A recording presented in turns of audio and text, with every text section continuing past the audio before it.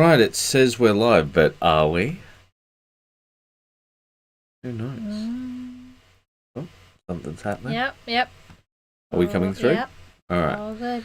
Alright, it's time for us to say good evening, ladies and gentlemen, and welcome once again to the Weekly WAYPN.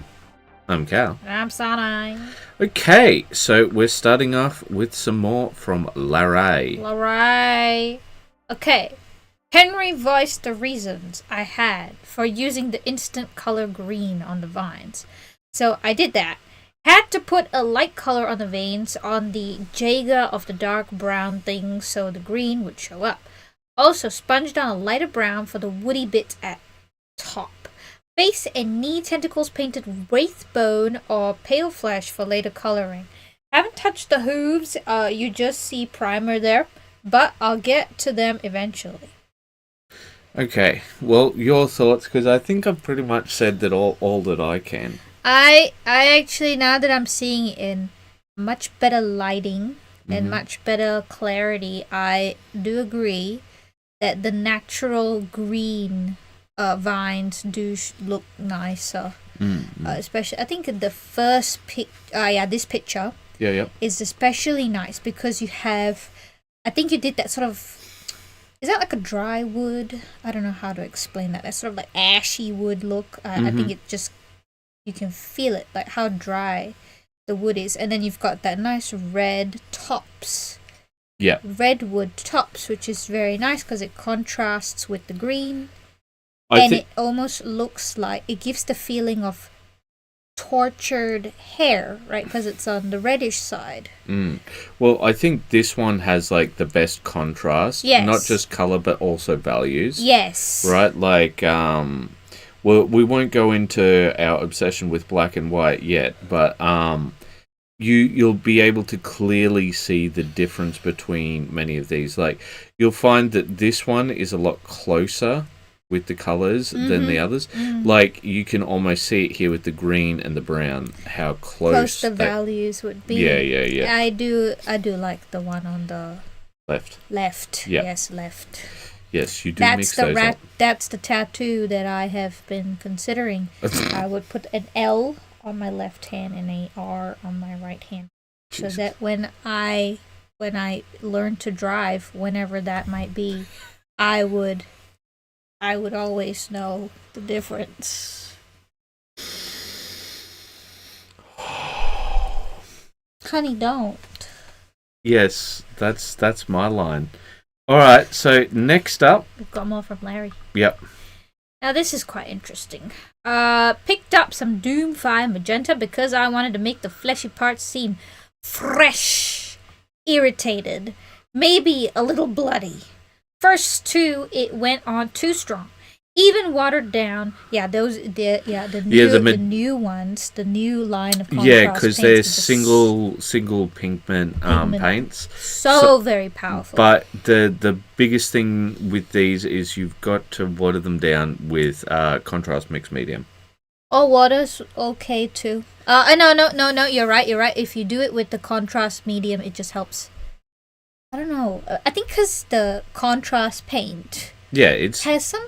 It's got a different medium to the medium. The medium is... Yeah, that's why it's called contrast mixed medium. Oh, okay. Or it might just be contrast medium, but anyway, there's a special medium for it. It's a special medium.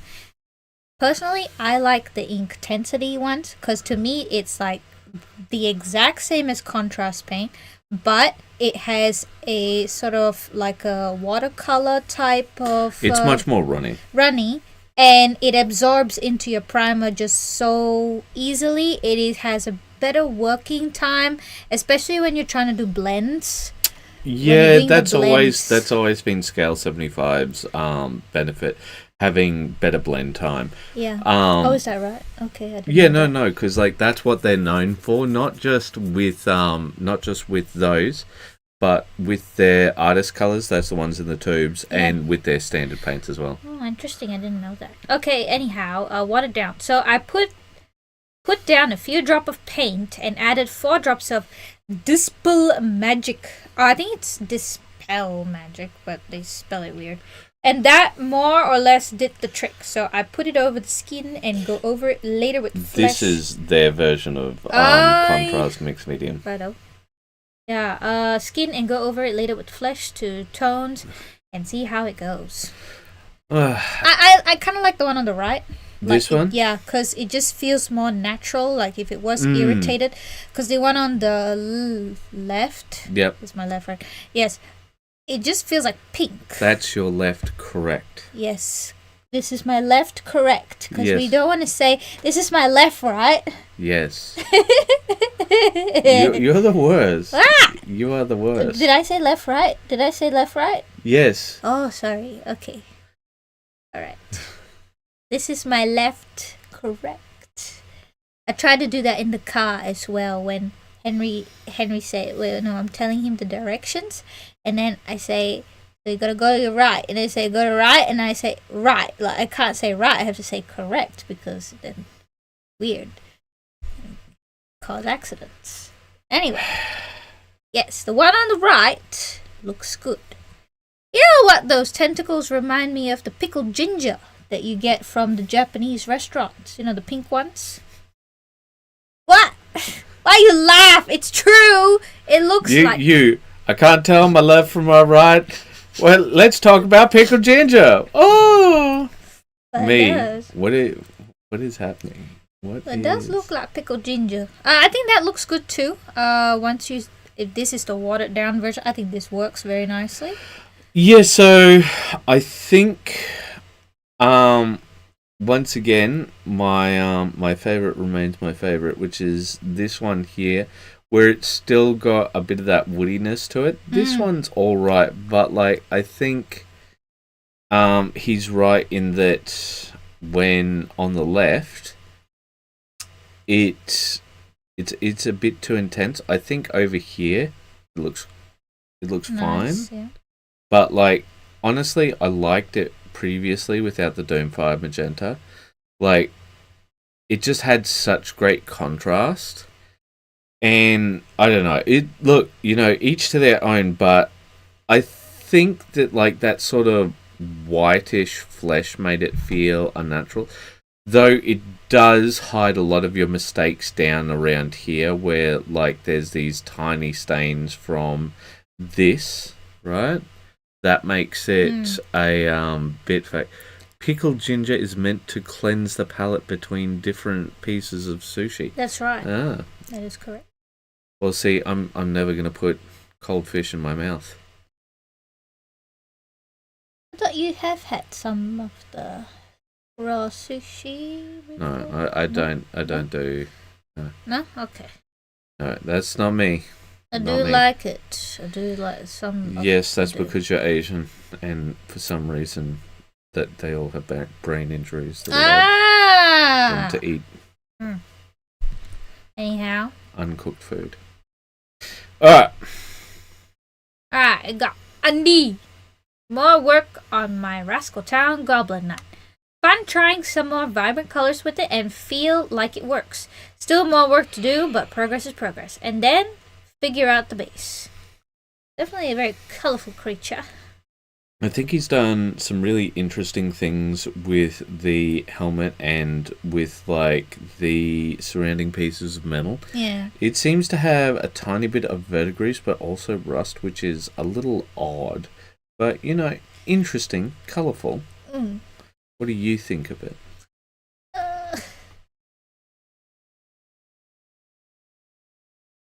Thoughts. I don't know. I guess I like the choice for the skin. Like you've gone for the analogous shading, and it is working. Maybe I don't know. It could be the green and the particular green and yellow that you have chosen. That just somehow is not gelling very. Is it the saturation levels, or...? Yeah, maybe because... I don't know, I feel like it's an almost emerald green. Like it's on the darker side and it's on the colder side. I don't think like there's anything worth. The skin, a lot of cold tones, wouldn't you say? Like the purple and even the choice. No. So I'd say it's like got cold shadows but warm highlights.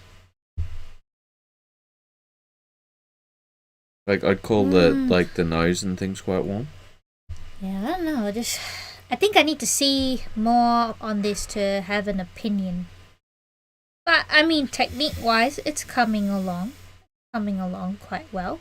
All right. Well, I think there's not much more we can add to this, so let's move on. Mm-hmm. All right, we have more on the trees. The tree elephants. I'm gonna call them tree elephants. Oh, all right. Well, continue on. Sponged on some acryl. Warm flesh, then light flesh. Not the greatest, but I'm just going for tabletop on these. It did the thing. Tabletop on these, so I'm not going to redo the skin, but any tips for doing the sponge method would be appreciated, as I have similar things coming up in the future. I also repainted the teeth and retouched some messy areas, Black Legion on the hooves, which I will highlight later, and then work on the basing. So I think they do look significantly better now, but I do think that you could go like with a very light touch of the Doomfire magenta for the tentacles. Do you want to fade? Do you think a fade? I don't know about that, because like just them more being, just sort of traditional tentacles. And you could go for a very light touch around the mouth. Oh, is that the mouth? I think these are mouths, because he said these are teeth and he gave them white. Oh, okay, yeah. So there's like mouths here and mouths here and mouths here. Righto. Because they're meant to be sort of eldritch monster things. Right. I thought it was eyes, but yeah, okay. No. It's madness. It's a weird thing. Yeah. It works. Yeah, I do agree with a little bit of that red from the... should we even use Doomfire Magenta? I feel you might be better off using... What's that color? Flesh Terror's Red. Didn't down. Oh, Flesh Terror's Red is so powerful, though. But it feels more like blood. Yeah, but I'm not looking for blood, right? I'm looking for them to look like tentacles, because when we saw these earlier, right, like they look like tentacles, right? It's just he wanted to use that for irritation, to make it feel like it's very irritated skin. Mm-hmm. So I just thought that would have given the look. Mm-hmm. Hey Jack, how you doing? Hello. Hey Batch Painter. Oh, is it really? Sad bacon. Ah. Why must you do this to him? He likes it. He does. You torture people all over the place, and then only you, honey. Also our channel members, like you did today. Alright, so next up we've got... Did you say? 3-day weekend over and 4 new Kingdom Death models finished. Dashing Reaper Payloon, Fated Dagger Domino, Crabman, Taki... These names... Tachion Nodachi Ruby? These names are ridiculous, but the paint jobs are nice. Yeah, it's like the Monster Hunter World monster names. Yeah, I'm like Toby Kadachi. I'm like, that's an Allosaurus, and you're like, Toby Kadachi, and I'm like, Toby what? That's... He's Japanese. What? No, he is not Japanese. Oh, I love the Anjaneth. That one was the best. I think it's the purple T-Rex. Oh, I thought he was Toby Kadachi. No, Toby Kadachi is the blue squirrel guy. Oh, the blue squirrel lizard, right? Yeah. Right. So, first off, I really like the cloth. I like the very, very subtle lighting you've got with the lanterns there. Yeah. I think that looks good. Face looks good. Skin color looks good with this, but there's very little, so he doesn't have to do as much blending. Yeah. So I think that's think there's good definition in the face. Yeah. So is this like a white lion armor or something? What is this? I'm not sure what it is. It's probably his own special character armor. But what's going on back here, buddy? It's the glossiness of it. The glossiness? Glossiness. Why is his clothes glossy? I do not know, but that is what has I'd happened. like to... Yeah, I think that's probably worth fixing up. Uh-huh. Like, because everything else looks nice. I quite like the whole white armor look, but I felt that perhaps the blades could have been a contrast, like proper metal. Well, they might be like an actual bone thing, but I know what you're saying, like, because, like, with this part being, like, a separate color to the other part. Yes. I know what you're saying. So... This lady's looking quite nice. I love the blues and the, what looks like feathers or like butterfly wings. Yeah, it's an interesting texture. I think it looks really nice. I really like it. Especially it got a lovely fade of that like sort of dark teal going into the light aqua. Light aqua. It's very nice, I think also the sword's been done really well. Good contrast on everything. So, is that the fated dagger domino? Or Tachyon Nodachi Ruby? I think this is Tachyon Nodachi Ruby. Oh, that's pretty nice. Nice hair. Yeah. Okay. Well, he's going for tabletop. Yeah. Right? No. Look, it's not super characterful, but I think it's got definition. Yeah. That's most important. I was gonna suggest, like, you can do a lot of things to make white hair look quite dynamic, but Yeah. So this is the first one we were looking at. This must be the dagger person, dashing reaper. No. Fated dagger domino. Yeah, I think the skin's looking all right, but this seems strange right here. That sort of cut off to a lighter color. I suppose. See right there. Yeah, I guess it's not too obvious. I'd say it looks pretty obvious here as well. Do you see what I mean? Not really. Are you serious? Don't see it along there? Yeah, but I thought it does blend out quite nice. I think... Oh dear, the face looks like a squirrel. Face looks like a squirrel. Kind of, doesn't it? No, I think the face is just like that sort of anime sort of face. She's got very sort of puffy cheeks. I think he's actually done decent directionality with the eyes. I really like the sort of stockings. Yes. I think they look quite nice. I think that they look like stockings. I think that these fades are quite nice. Really love the hair. Looks like it's glowing. Red hot.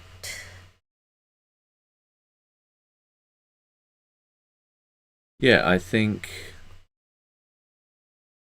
they all look good. Yeah.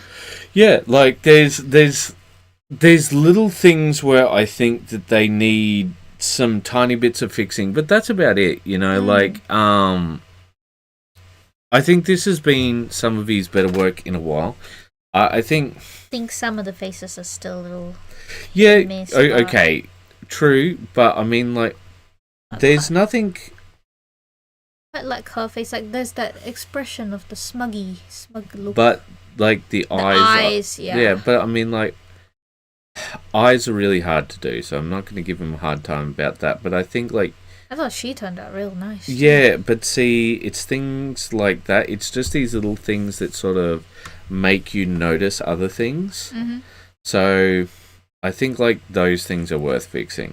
Fair enough, I guess. Alright, so now we have more on... Tree peoples. Yeah. I'm not sure I like this basing. Very luscious grass. Yeah, I don't think this fits them as much. Okay, gonna start working on these until after I hear feedback in the review. Part of me wants to see about adding moss on some, maybe leaves, but that gets in the way of my intent in just getting these done well enough to look decent on the table if I ever play. If there's something just horrible that needs fixing, point it out. Otherwise, I'm inclined to say I hit my goal for these and just need to black rim. What say, Lee? I say that the basing absolutely needs to be fixed. So first off, right, these are meant to be some sort of eldritch creatures on the edge of reality, right? And like all American horror, it happens in the forest, right? And this does not look like a forest floor. Like, it looks like a field or a meadow. Yeah, so we've got a mixture for how to make forest floors, and like it's really simple. We can link you if you like. Just send us a message. It's very lively. I think it feels quite lazy after you put in quite a number of layers with these guys, right? Because you might say, oh, I just wanted tabletop with these guys, right? But it's obvious that you did put in a lot of effort, right? There's no variation in the base. Yes, that's correct. Like, it's like when you take a look at these things, right? Give me a second. What's a miniature where I used that base? The bandits. The bandits. Is there anyone's more recent than the? Sorry, anyone's other than the bandits?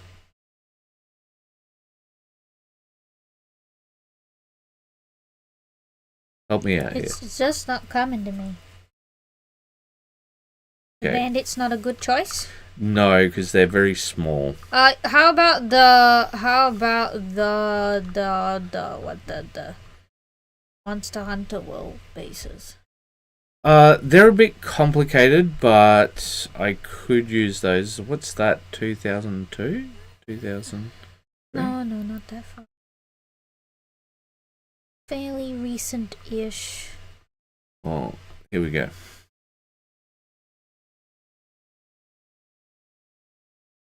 Yeah, I'm not sure these are the best ones. Just give me a minute, and I'll bring that up.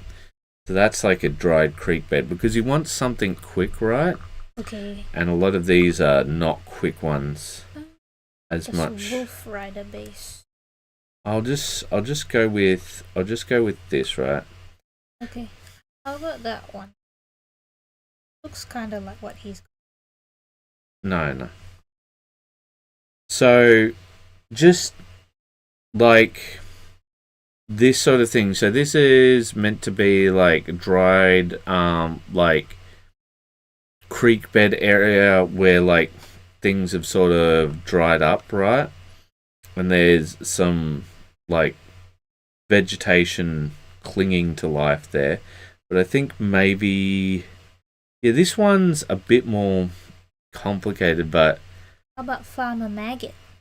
No, not Farmer Maggot.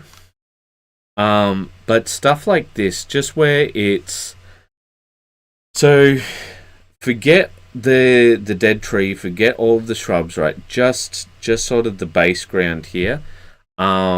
We've got a way of doing it. We've got it in our forest thing on one of our basing guides. It's really, really simple to do. It might look complicated, but it's just some shredded plant matter, basically. And, like, this is where they more belong, because take a look at them, right? Like, I almost hear, you know, the baseball announcement music when I see the bass just... Ba-da-da-da-da-da! Up on the base, we've got Jerry Seinfeld! Da-da-da-da-da-da! You know, like, it just... It's a clash of themes, but like I think that all of the rest of them are fine. I think, you know, like you've got your color variation. There's ones that I like more than other ones and that sort of thing, right? But just the basing does not fit at all. But Let's go to the comment section. Yeah, there's no variety in the base. Even some different flocking would help. Yeah. Well, I think that's all we can really say on that one. Oh, yes, I've very much been looking forward to this. Oh, yes. Okay, let me read what is being said. Hopefully this... and I will...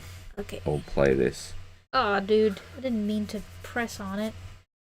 Okay, at first, I wanted to go straight to metal chips and had to decide if I want to go with steel as on armors or with aluminium, more proper for aircraft. Okay, I don't want to view it like this. I'm just trying to click see more. Okay, great. Okay. More proper for aircrafts. Aluminium finally won.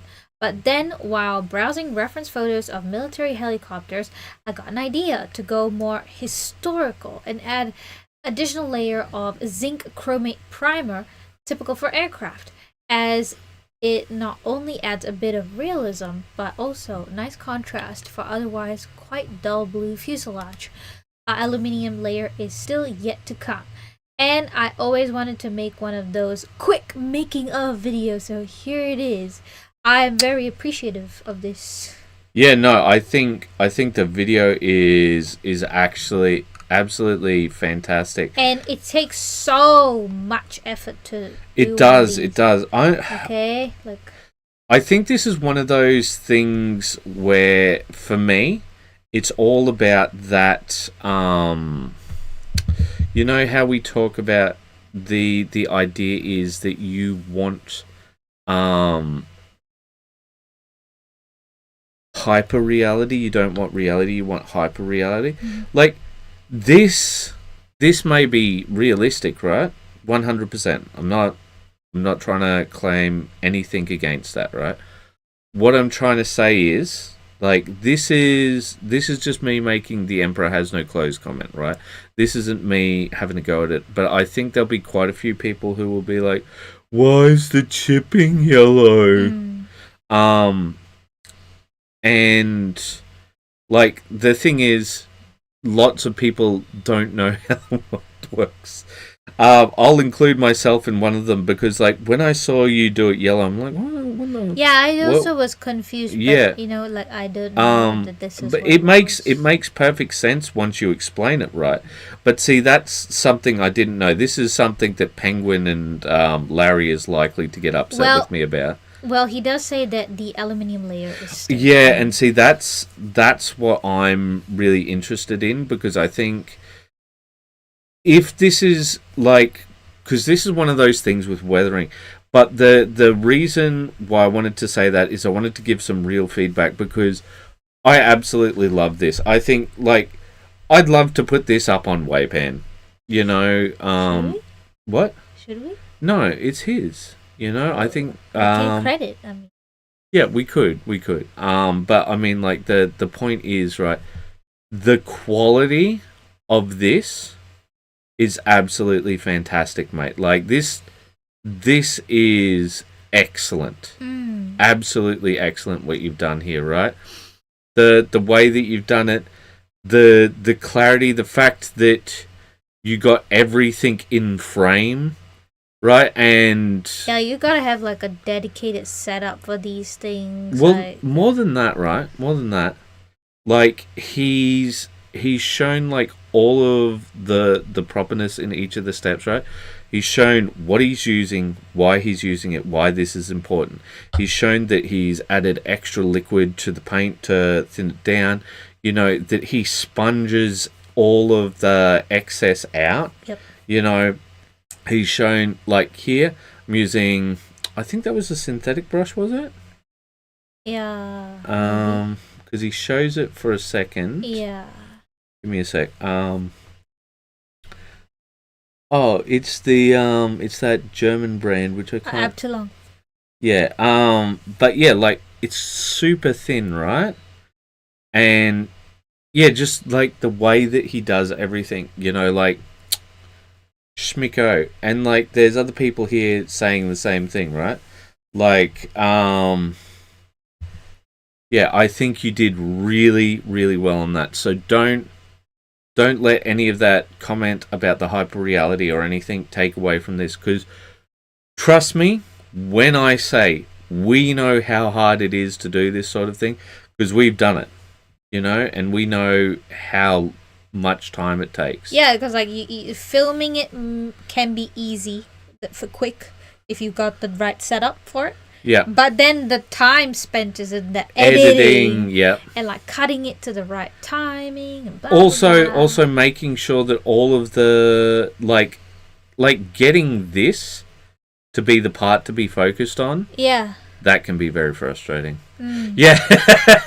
Batch Painter was saying, keeping things in focus is so annoying. I know. Yeah. Like when I'm using my Oppo camera phone, which is very good for these sorts of things, I am like clicking on tapping my screen every few seconds just to make sure it's in focus.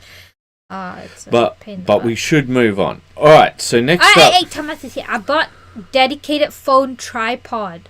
Only to make this video. It is a very good video, mate. Look, everyone, you can see the dedication that Tomas has to making good quality tutorials, even if it's just for our measly WAYPN Facebook group. So hey, don't insult the Facebook group like that. We look. We gave up on the YouTube. We did not give up on the Facebook group. No, we did not. I don't think we ever will. Yeah, no, because it's what it's about. It's got the value, man. It does. Value here. Well, because the thing is, we're obviously not doing it for the We're obviously not doing it for the views. Yeah, no. Because like people actually appreciate us doing this, so it's like we can, YouTube is a thankless job, so it is worse than that. People complain, okay. But Anyhow. we need to read this part. Yeah, we got George. We are in George, right? Okay. Yes. Bovine on bench. Second pass on the central scales. Much happier with them now.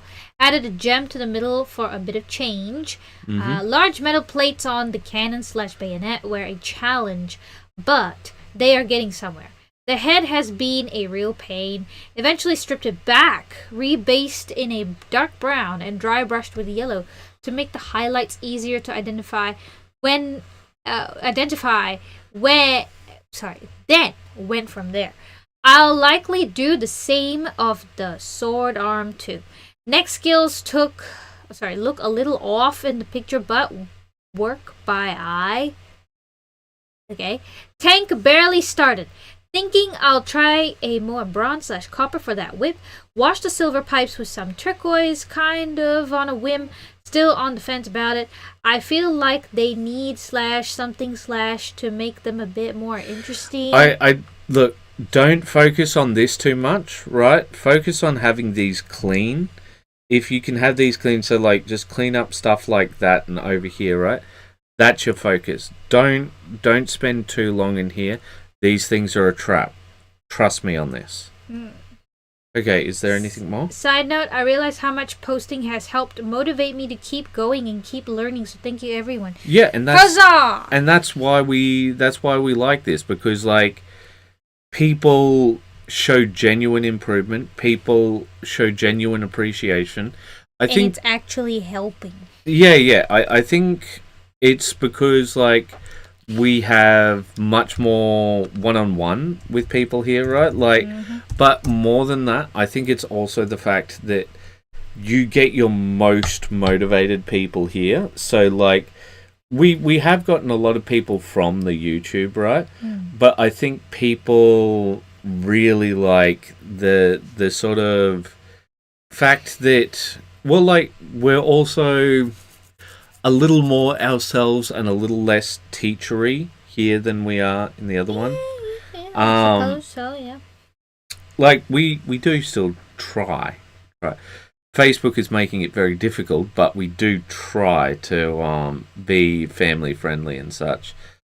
But yeah, no, okay, so I think it's come quite a long way since where you felt the finishing point was previously.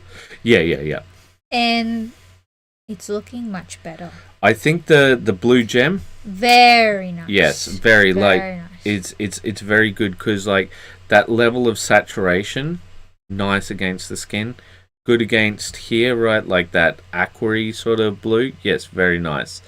I understand your frustration with the mask, but still don't touch here, don't touch there. Those are great.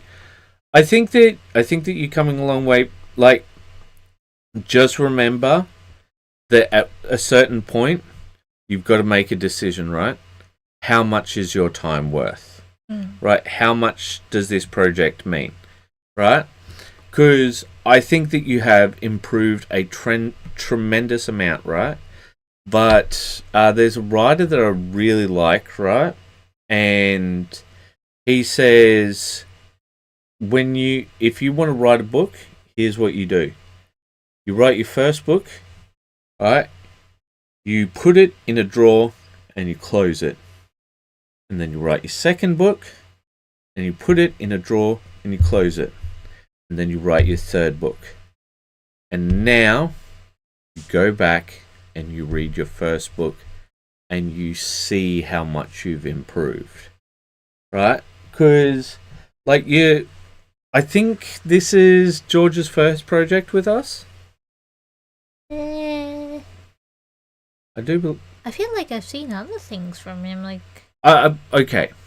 His first major project with us, right? I suppose so, yeah. Like, I think that once he finishes this one, moves on to his next, I think he'll go, that's why X, that's why Z, right? Yeah. And then on the next one, and then on the next.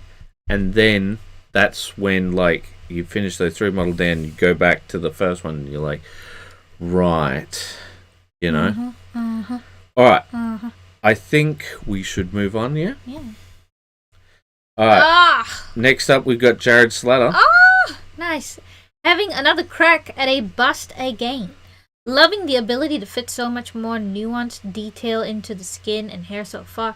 Long way to go, and about another 83 layers worth of hair, but finding these a lot more enjoyable than typical miniatures. Yeah, no, I had to laugh. He's like, I went, only 83 layers for the hair, jeez. But, you know, like, because the problem is, like, with this scale, right, I find this scale for myself very, very frustrating. For all of the reasons why he found it a bit more freeing, right? Because you can fit more nuance and detail in, right?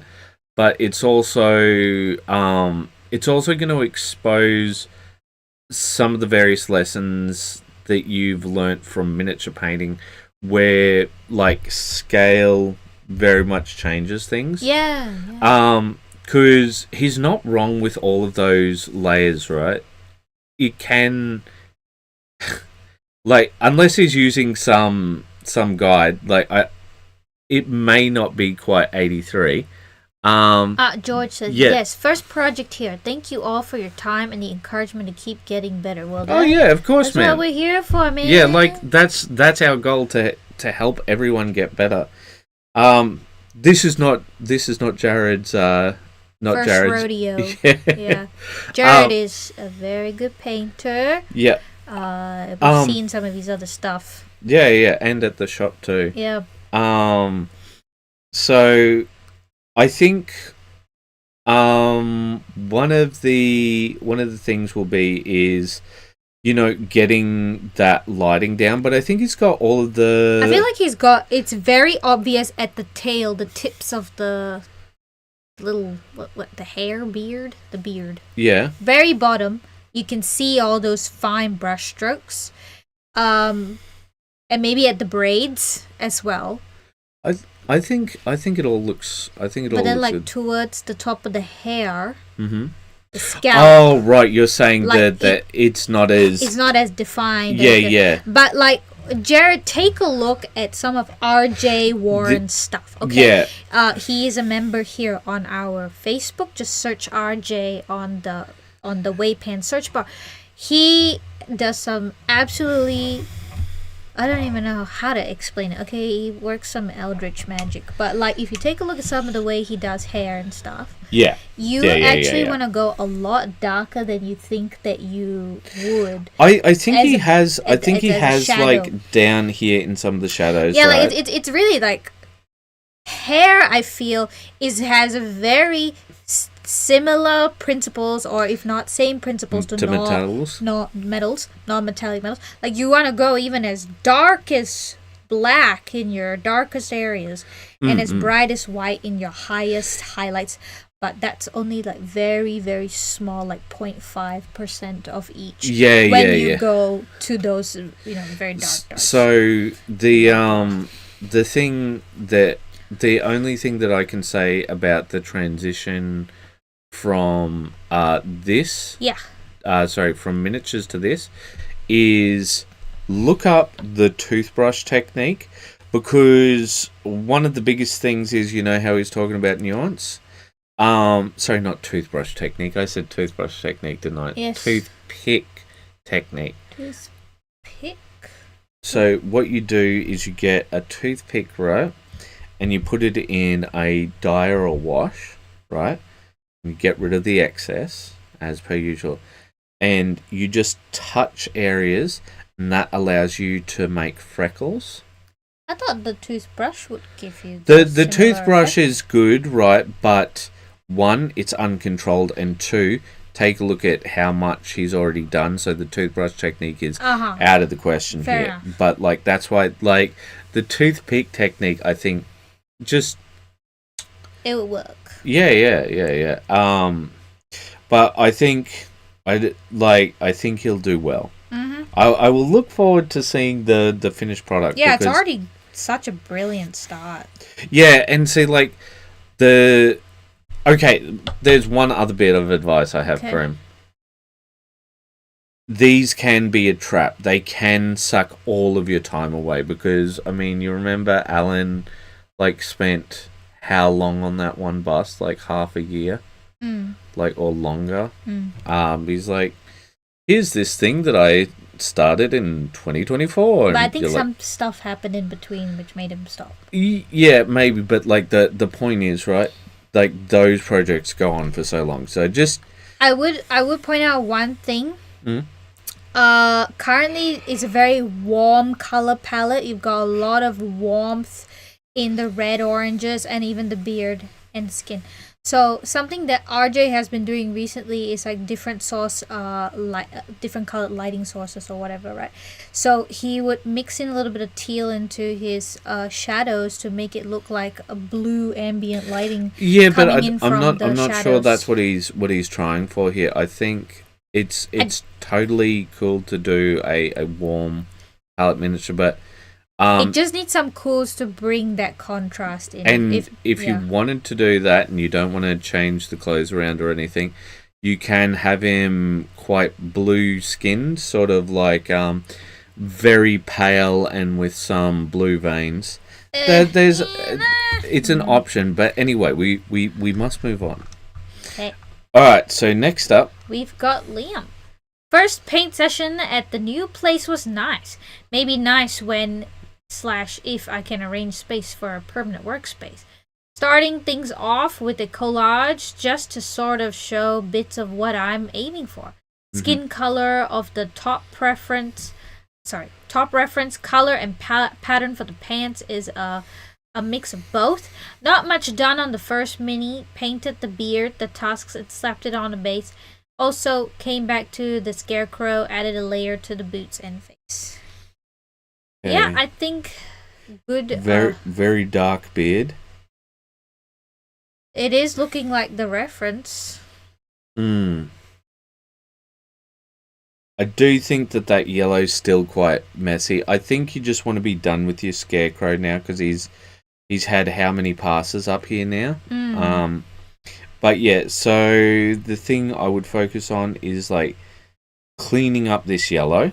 Yeah, so going in maybe with a little few more coats. Yeah, yellow is notoriously bad when it comes to what? Yeah, like what a coincidence that we have a video. On yellow? On yellow. Yes. How to paint it. All right. Well, I think we will move on. Okay. So next up we have Ryan. Whip on a test model for an inquiry on Instagram about doing a trench crusade commission. The models the inquiry wanted are Heretic Naval Raider by Diceverse, and the brief came with the included artwork. Using an anointed heavy infantry as a test model, I added some addition jewelry chains across the chest before it was first primed brown with Hyrox brown, then stippled with dark rust and fresh rust, both from the army painter. Then the model was dry brushed with gunmetal. To try and match the armor color in the artwork, did a rough stipple of army green war paints air, followed by a highlight stipple with necrotic flesh war paints air. The plan moving forward would be to do a unifying wash of streaking grime, then add rust and oil streaks, some gore on the mallet, and final an orange/red OSL glow for the helmet window. So what I'm looking for is the what did we call our terrain? Beige dystopian future? Yeah, but that's not what we labeled it. I think it's kill team terrain. Okay, yep. Alright, here we go. So there's, I think, because like we used a lot of naval references in this one, and this might be helpful for you, because usually we don't get to help as much as we would like. I'm just gonna see if we've got any sort of pictures of how we sort of did it. I think we do, but it may not be entirely in order. Yeah, so we've got some pictures of how we did it here. Okay, so there's the masking fluid step. Yeah, but that's more on the steel. Okay, yep, alright. So what we did was a masking fluid step. Now this is for a big chunk of it, right? And then we used like more a stippling technique with the masking fluid. I'm just seeing we've got, and they were all stippled, and there's so much of it. Can't believe how much we did of it.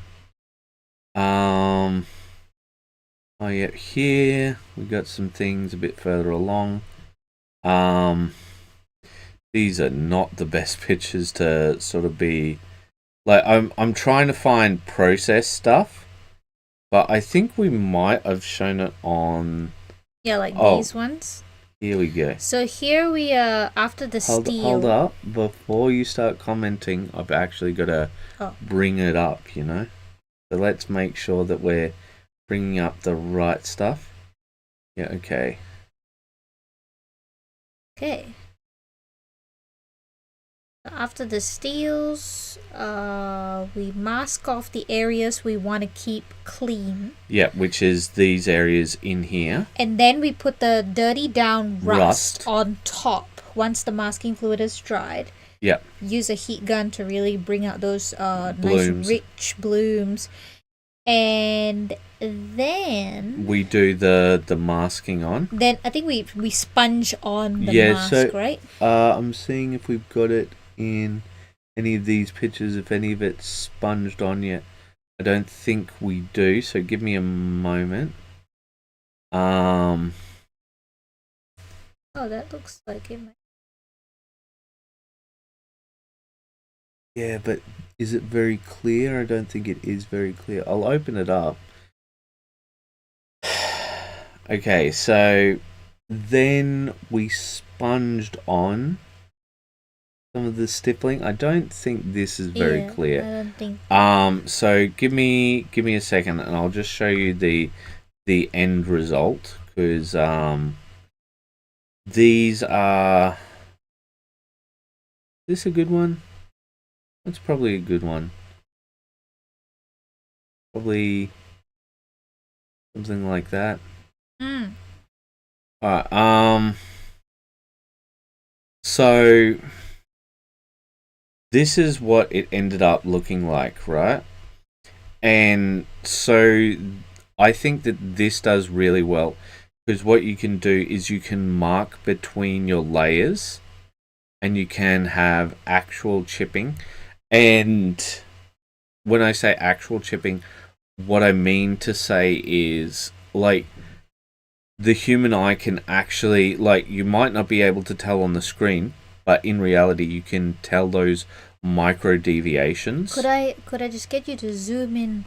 I am zoomed in. I zoomed in. Okay, could I borrow the mouse? Alright, what are you? So, like, because this is literal chipping technique, right? In the sense that you're not sponging on the effect. You're literally peeling the paint off with the masking, right? So you're revealing layers of paint. When you rub at things, it also creates that sort of like dirtiness that you get from this sort of paint peeling degradation, blah blah blah, and it just adds that level of realism. It's very much the same principle of how we do forest basic step 1, go to the forest. Right? It's a very literal approach, but it works in some of these cases. Yeah, so here's another one. Now look, oh my god, is that hair? No, it's a scratch. It's a scratch line from but anyway, like, so there's various things. Gonna like try and find some of the. That one looks particularly grotty. I think probably that one looks so clean, doesn't it? Cleaner, yes. Yeah, okay, cleaner. I'll say, honestly, I'm probably gonna see the Scarecrow through to completion.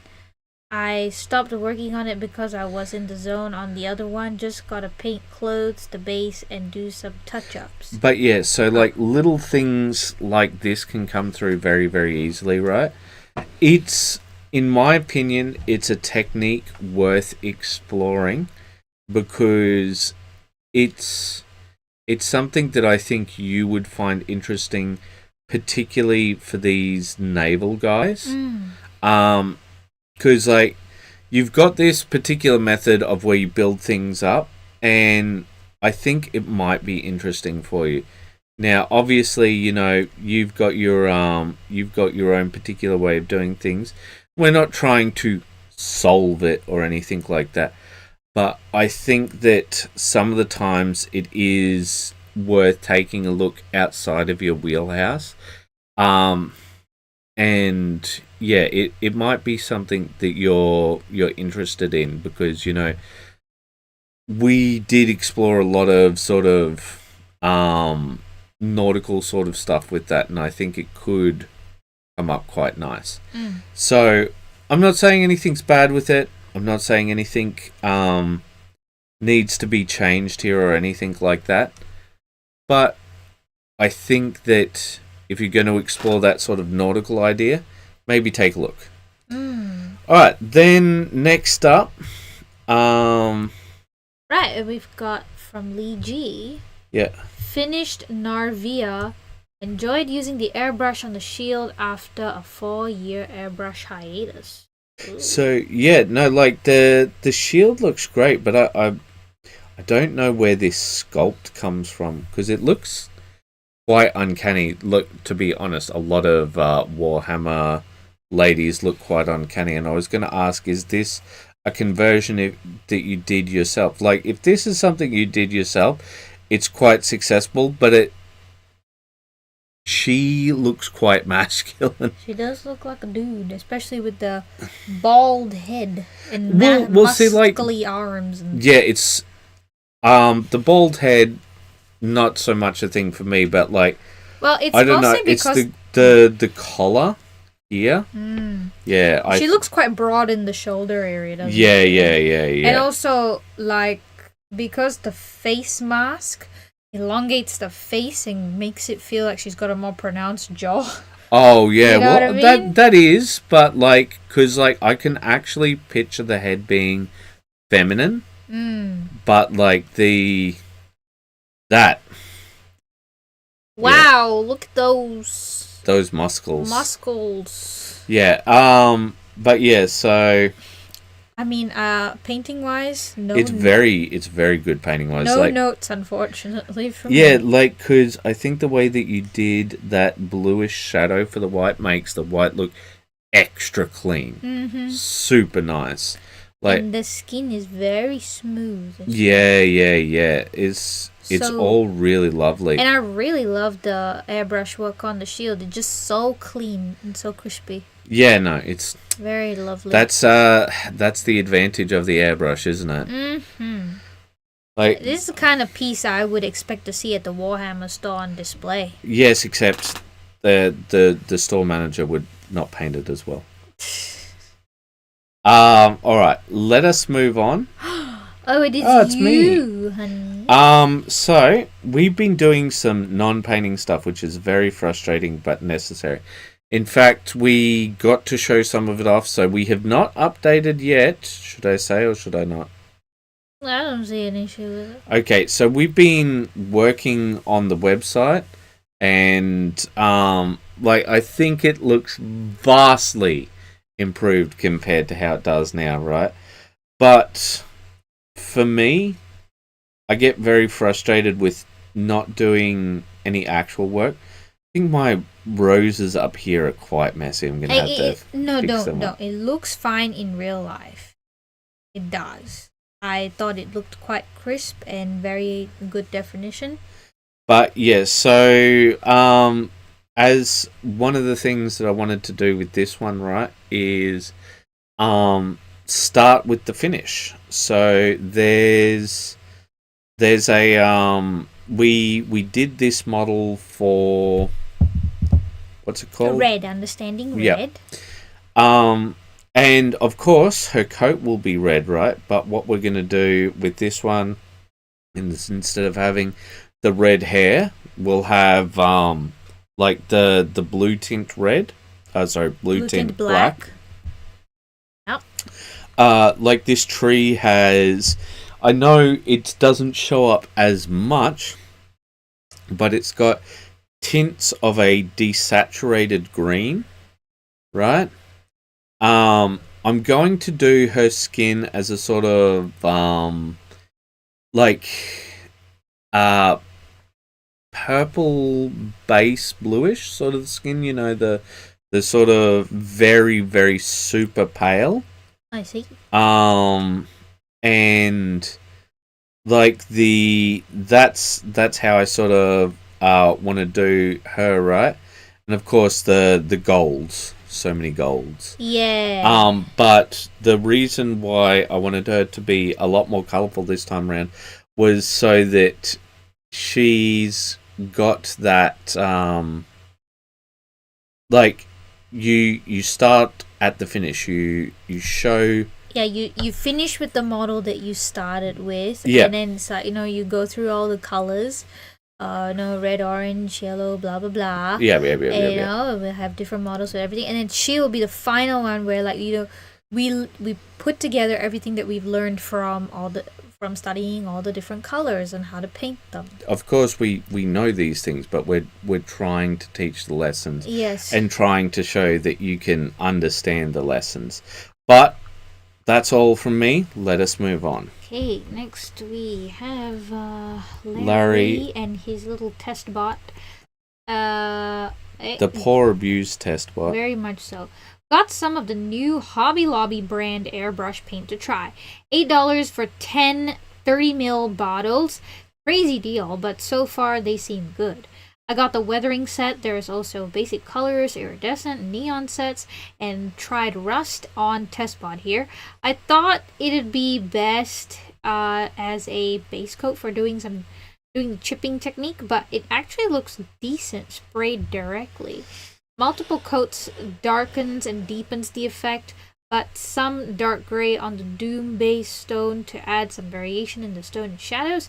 Used green Stuff World liquid pigment to make a charred look on the wood, and some smoldering embers.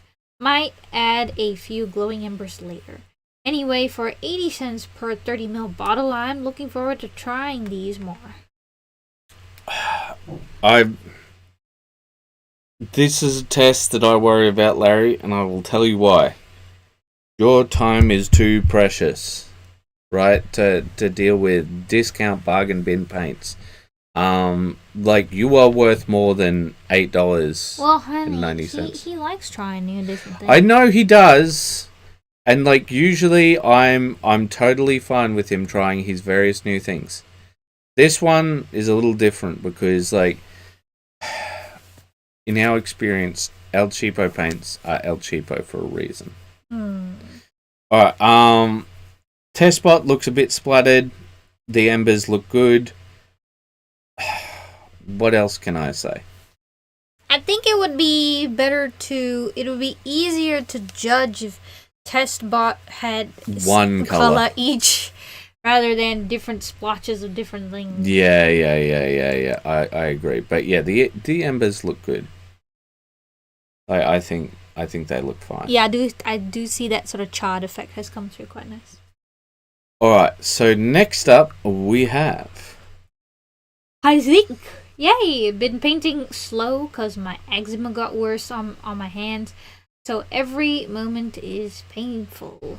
But managed to finish this guy at least. Oof. So I had a friend with really bad eczema when we were growing up. And he had creams and all sorts of things and all sorts of nonsense. The way he got rid of his eczema was by getting super fit. So he did like weightlifting and all that sort of thing. He's quite muscly, and I think like he looks very, very fit. So if that helps, I hope that helps. Onto the painting. Things are looking good. I'm not sure about these brown patches on his scales. What are your thoughts? Yeah, I do agree on that. I do think that the bone is not his best work. Like the what's that? The horns? Yeah. The horns could be blended out a little bit more. The color is fine. I think the color choice is okay. It just needs to be more smoothed out a bit. Let's see. Like, I mean, it does have a pretty good, clean look overall. Yeah, I think I'm just looking for the usual definitions that I'm quite used to seeing from Hazik. It just hasn't quite come through yet, but it could be just a whip. So it most likely is just a whip, but I think like we will see more. I do think some moss would benefit this basing. Yeah, because it just feels like, here's some stone, and then all of a sudden, thing has popped out of the stone. Yeah, kind of. Like, it's quite jarring. Yeah, kind of. I know what you're saying. But yeah, like, I'd like to see some more done so that we can make some more definitive comments. Alright, next up. We've got Andy. So, juggling lots of things. One second. Lots of things at the moment, but managed to finish and base my Rascal Town Goblin Knight. Pleased with the color palette, and I think the base works. Also working on Psylocke from Marvel Crisis Protocol. Not sure if I've shared this before or not. Working on the jumpsuit at the moment, trying to get kind of more comic effect and push highlights rather than my usual trick of push a bit, panic, and then knock back down. It's an ongoing process. Well, I think that the basing looks great for this particular model. Like, I think it fits the sort of whimsical fantasticalness of this model. I like the little wizard that he's holding. I think that's very cool, the frog wizard. I like the mushrooms on the helmet. Like I think they're very cool. I really dig how they're sort of popping through and all of that. It does have a fantastical feel to it. Yeah, it definitely does have a fantastical feel to it. What do you think about the fabrics? 'Cause I think it needs some highlighting, or what, like maybe some cold tone yellows to highlight onto that warm tone yellow. Just bringing a little bit of definition back into that fabric.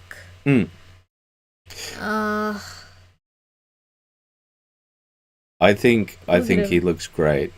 I think he looks great. I like the stars that he's added on. Oh, it's yeah. actually very nicely done. I can hear this guy going. What?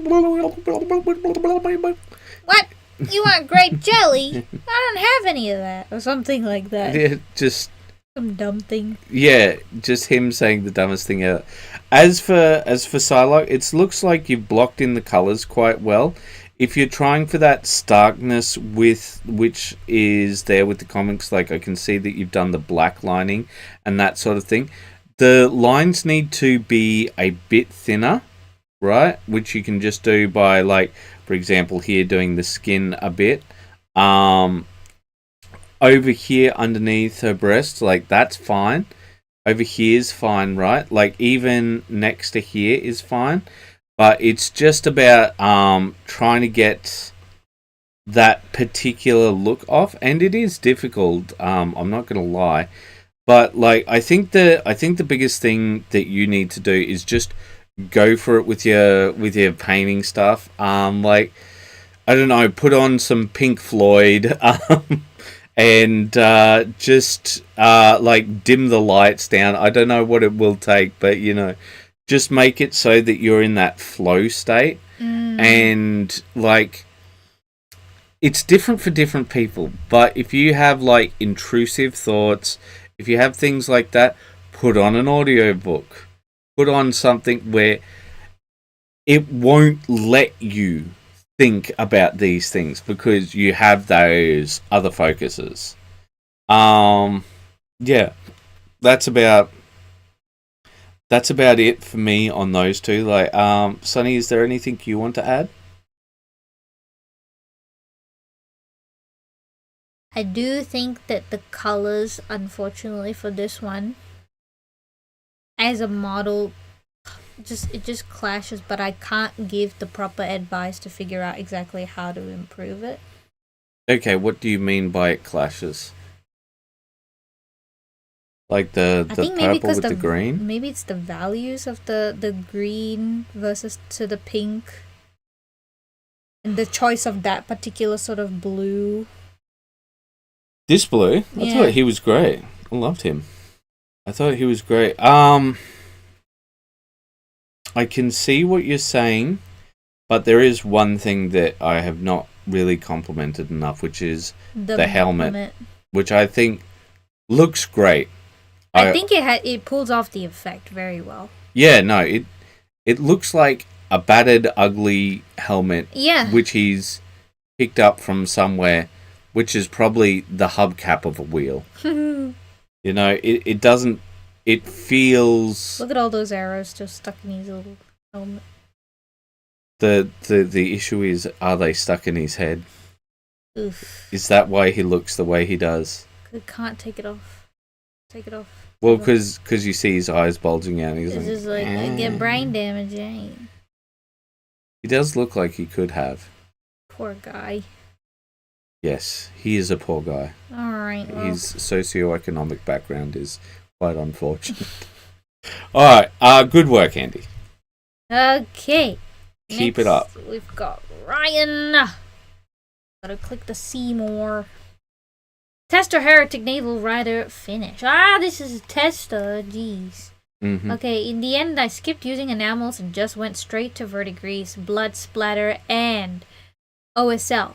For the shield, I dry brushed with Hazardous Smog, followed by Death Metal, and then a selective light dry brush of True Copper. All Warpaint's Air and Warpaint's Fanatic Metallic Paints Army Painter. I then added verdigris streaks using my verdigris recipe. The OSL was done with the white ink and red fluorescent ink, both Daler Rowney.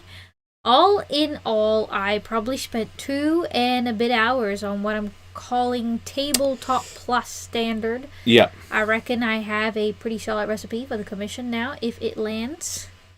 Well, look, when it comes to commissions, it's better to overvalue yourself than undervalue yourself, because lots of people still say that we undervalue ourselves. But like the problem is, right, when it comes to commissioning, right, here's the thing I need you to remember, right? You are valuable. Your time is valuable. No matter what other people say, listen to me on this. Listen to me, right? You cannot compete against free, right? Yeah. So there's people who will like poo-poo your prices and that sort of thing and say that, oh, I could do it for cheaper. And then the minute that it's in their hands, they give it back. Or they don't do much with it. Or they, like, more honestly, most of the time they have it for like 6-7 months or over a year. Because they know it's not worth it. Yeah, exactly, right? So that's the thing. So before I give any sort of feedback on this, you and your time are valuable, right? Value yourself as a human being, because there was something that I saw recently, which was this lady. She's like, here's how much time I actually get to spend with my blue collar husband, right? And she says, is blue collar like the higher working jobs? No, white collar. So blue collar, like that's the things that people would work wear to factories and so on, right? The blue collar jobs, right? Whereas white collar is, the pressed shirts, that sort of thing, that they'd wear to offices. That's why there was the distinction. Like it's not really that way anymore, but that's the way it used to be. But anyway, getting back to what I was saying, right, is one of the things that she said was, I only actually get to spend 2 hours with my husband each day, right? And she's like, even on the weekends? Yeah, no, she was talking about how like Sunday is church and like Saturday is like kids doing chores stuff, and right? Stuff. Yeah, so I'll just read out what Batch Painter says and interrupt myself again. Oh no. 100% on this. Don't sell yourself short. Time is money, especially if you have a family and kids, right? Well, even if you don't, right? Because like you have, like I have been there before then, and like your time's still valuable. The thing is, she says her husband like leaves for work at 4 a.m, right? And she doesn't count the hours that she's sleeping, right? Then he gets home at this time, but between this and this time, we're being parents, right? And then I think it was between 8 and 9 is when they get to have time to themselves. And like that's right. And like that's what I want you to no. I get what you're saying, Batch. Like the thing is, when it comes to all of that, just remember that your time is valuable. The reason why I am beating this drum so hard, why that dead horse has, returned with its ghost and said, man, you got to stop. The reason why I keep going with this is because I myself have had those moments where I've been like, oh, should I charge that much? And I've seen others. You're so self-conscious about charging the price that you feel you should be charging. And then you do the project and then it's like, I should have charged what I initially thought I should have charged. Yeah, and like we've started charging more, and like honestly our clients have been like, oh yeah, no, this seems more normal now. Right? And like we try to be really fair with our pricing. Like we understand that times are tough, right? We do this as a job. So trust me when I say all of this. because the price tag you give out is how much you actually value yourself and your time. Okay, so having beaten on that drum this whole time, is there a second video? Yes. Ooh, the in the dark video. Look at how he did in that. in the dark he looks. He's done the speed ramping and everything. Oh. Yeah, he looks so much. He looks so much better in the dark one than he does in the previous one. I bet this is the thing he's gonna show to the client. Well, yeah, it's like, this is how to look if I'm gonna do it. Yeah. Yeah. So I will go back. Oh, like with the Instagram reels. I know what you're talking about. But okay. So here, same as we said last time, I feel like it's too uniform with the dirt.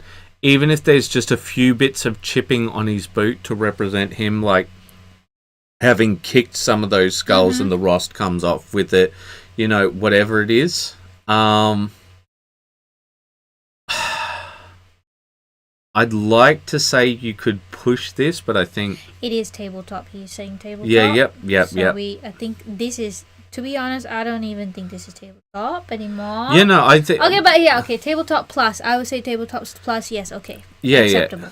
Yeah. But yeah, like when I look at all of this, I think all of this is good, right? It's got your brand on it. Mm-hmm. And remember, people come to you for your brand, okay? Like, people come to me for my brand. Like, they know the way things will look with me, and they're happy with that. If your style is what gets people on board, that's what matters. Yep. Right? So, like, feel free to ignore some of this advice, but don't for a second ignore the advice about value your time. All right, let us move on. All right, so next up, we've got Larry.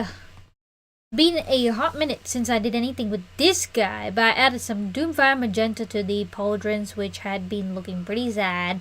Beyond needing to highlight the pauldrons and obvious work needed on the guitar, I have to ask, just how bad is this? I'm happy with the pants and helmet, mind you.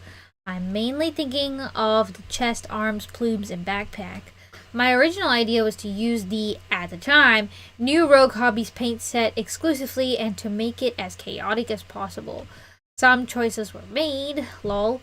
In the words of the immortal, "Don't hug me, I'm scared." Green is not creative. Isn't it, Chartreuse? Chartreuse is not a creative color. Anyway, should I keep on working with this or should I pull it back some?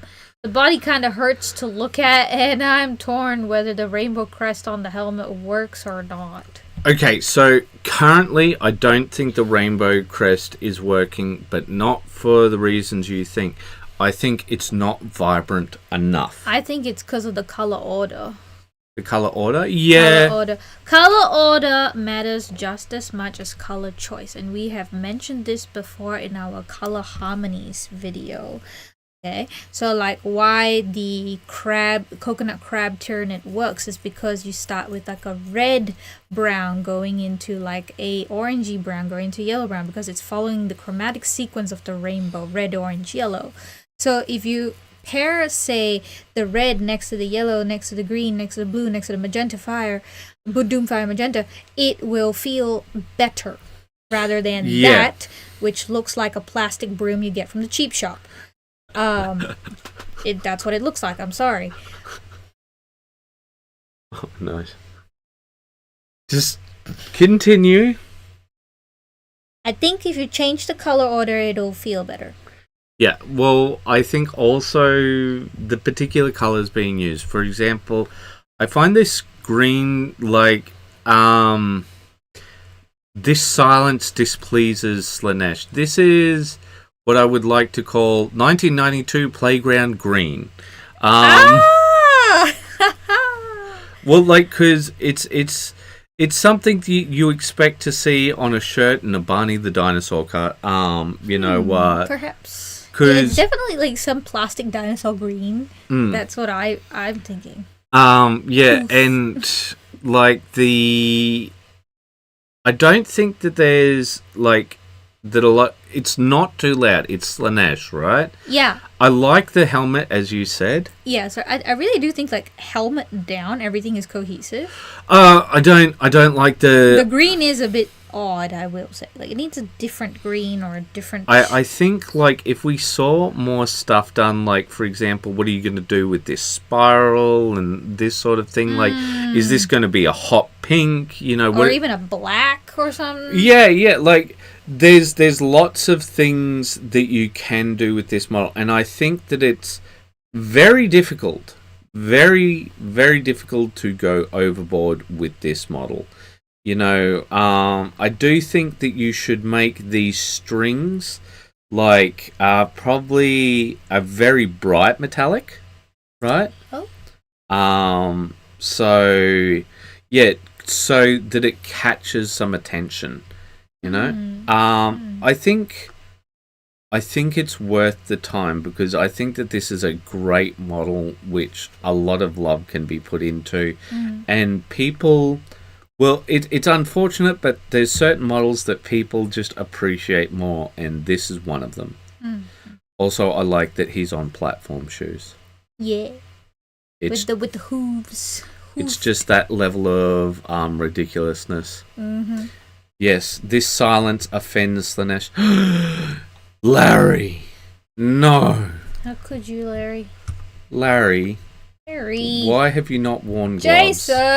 Jason! For those of you who understand that reference. Larry! I like how he goes into the liquor store to try and find his kid. Well, I mean, it's not a bad place to look because kids are curious about everything and anything. Anyhow, getting primed for some gaslight. And, oh no, it rusted through all over. What shall I do now? What is rusted? This is meant to be the start of the rust color. Ah, cool beans. But Larry, you painted yourself. That is not the objective in this. Oh dear. Larry, please care for yourself. You're one to talk. Quiet, wench. Alright. And last but not least, we've got Batch Painter Minis. Ready for round 2 after I accidentally crushed the first version. Yay. Accidentally crushed? That's what he said. Can't wait to get some paint back on her. Why have you done this? How have you done this? Why is getting paint on your hand a problem? I only start... Okay, so, well, first off, right, once you aerialize things, they have different chemical compositions, right? And the way that they interact with your skin, with your pores, with all of that, completely different, right? It's easier for it to penetrate. For example, right, I think now... Do not fucking eat the paint, okay? I'm sorry to swear, but do not eat the paint. And the reason I'm saying this is because I believe I was talking to a paint specialist, but the problem is that this person lied about other stuff, so I don't know if this is true. But you could... like, drink potentially cadmium yellow... No, you can't! No, shush. Can I finish? Okay. Can you stop cutting me off? No.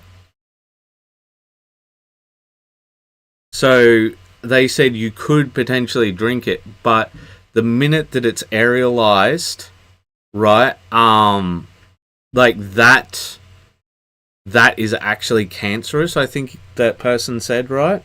Because if it gets into your lungs, it's a real problem. So I do know that they say not to airbrush cadmium-based colors. Yeah, and so like there's certain things that when it goes from being a liquid to a gas, everything changes, right? Like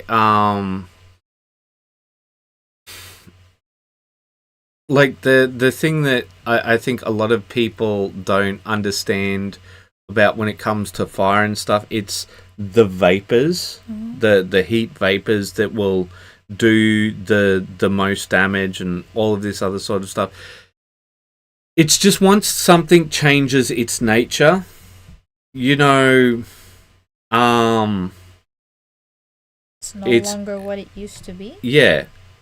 You know, your paint is when you're married, and when you spray it in the airbrush, it's now your ex.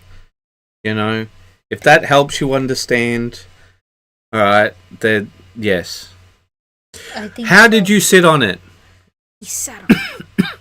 What's this? I slipped while bending the pin and crushed it with my hand. Pulling the arrow out was fun. Oh. See. Oh no, that.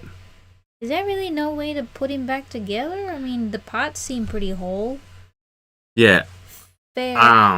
But yeah, so on that, we wish you luck with this. We wish you luck with this new one, and we will be watching carefully because I think that you were definitely on the right path. But I do understand reprinting and starting again when, unfortunately, it breaks. Because like when it happens with some of this stuff, there's not a lot you can do. But yeah, so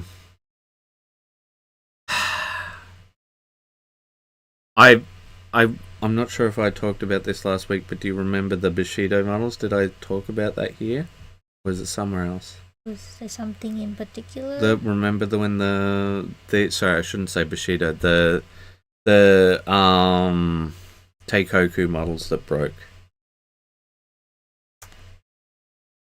Yeah, because I recently, because we had them on the pillars of our stands so that we could stack them without them being somewhere, and I was moving things about to clean stuff up and I smashed a whole lot of them. So trust me, I know how it feels. It's very upsetting, especially when you've done that level of work already on the model. Yeah, and so it really kills the mood.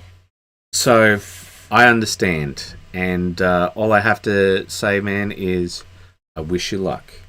And with that, we'll close out and let us say, keep those brushes wet. Bye-bye.